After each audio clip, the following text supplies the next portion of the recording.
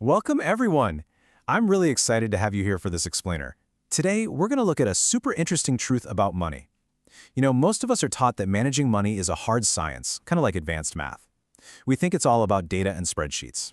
But the reality, it's completely different.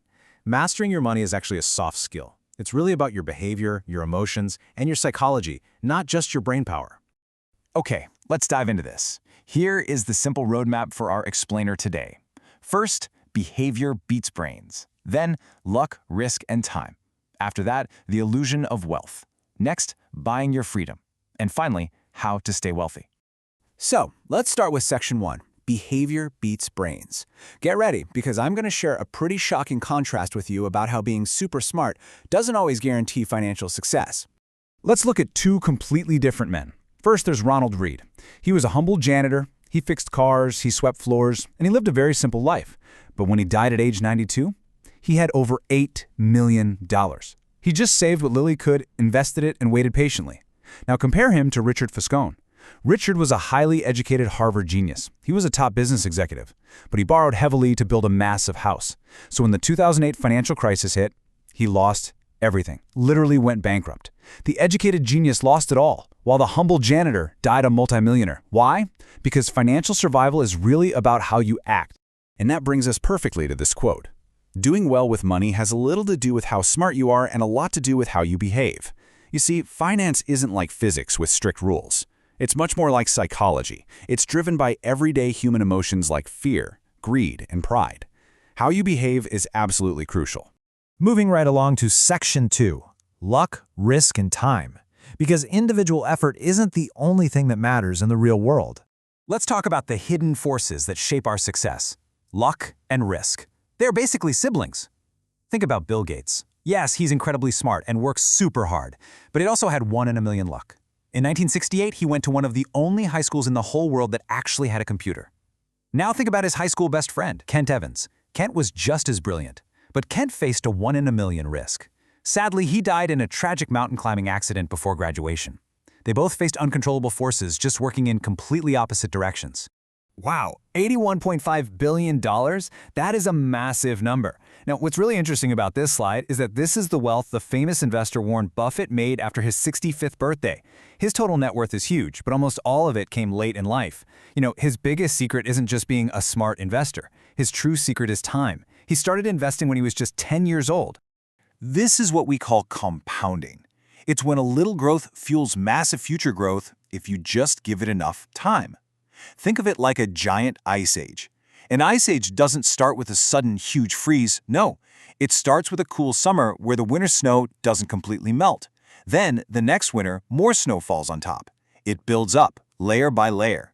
Given enough time, a tiny bit of leftover snow turns into a massive, planet-covering ice sheet. Money works the exact same way. All right, let's jump to section 3, the illusion of wealth. We're going to look at a fascinating paradox about luxury goods and how we view money in society. So think about this for a second.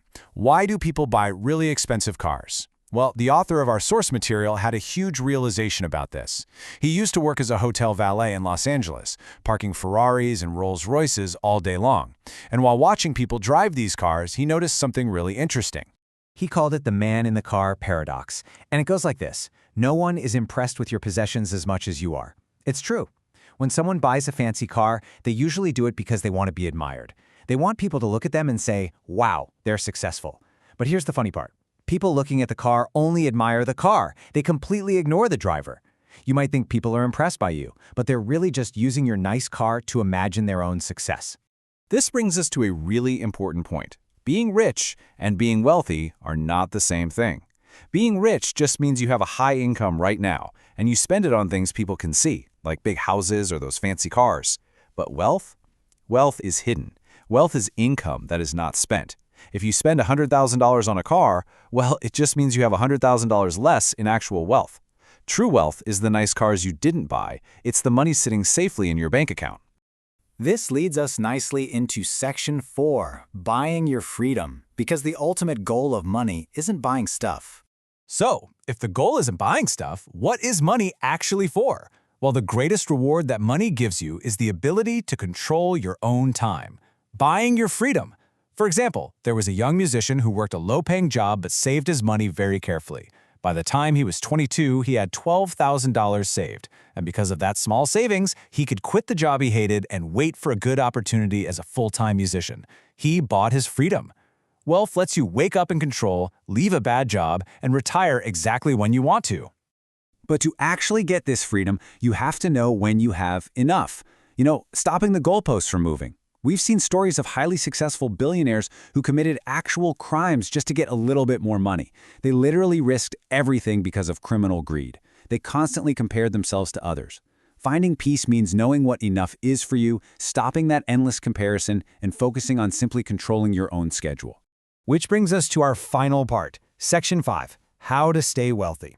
So the crucial point is this: getting money and keeping money are two very, very different skills. Getting money requires taking risks, but keeping money, that requires being humble, being careful, and knowing that things can go wrong. And this brilliantly illustrates that fact.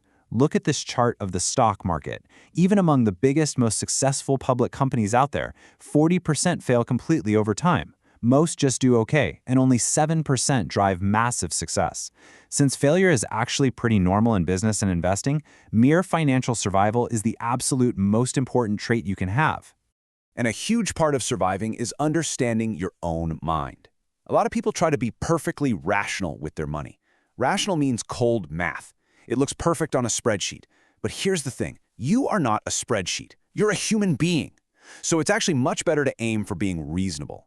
Cold math might tell you to take huge risks, but when the stock market drops and you lose half your money, human emotions take over. You might panic and sell everything. Being reasonable, though, that means making choices that let you sleep well at night, which makes it way easier to stick with your plan during the hard times.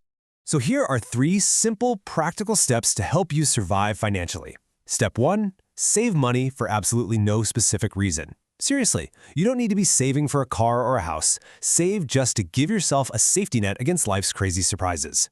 Step 2, always leave room for error in your plans. Never assume everything will go perfectly. And step 3, be humble and reasonable. Remember, saving is truly just the gap between your ego and your income. If you stop trying to show off to other people, you'll be amazed at how much you can save.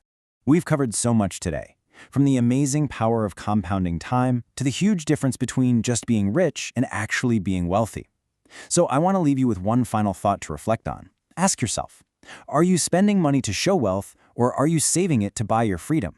The next time you make a financial choice, remember that your behavior is your greatest asset. Thanks so much for joining me on this explainer, and I really hope this helps you build the time and freedom you truly deserve.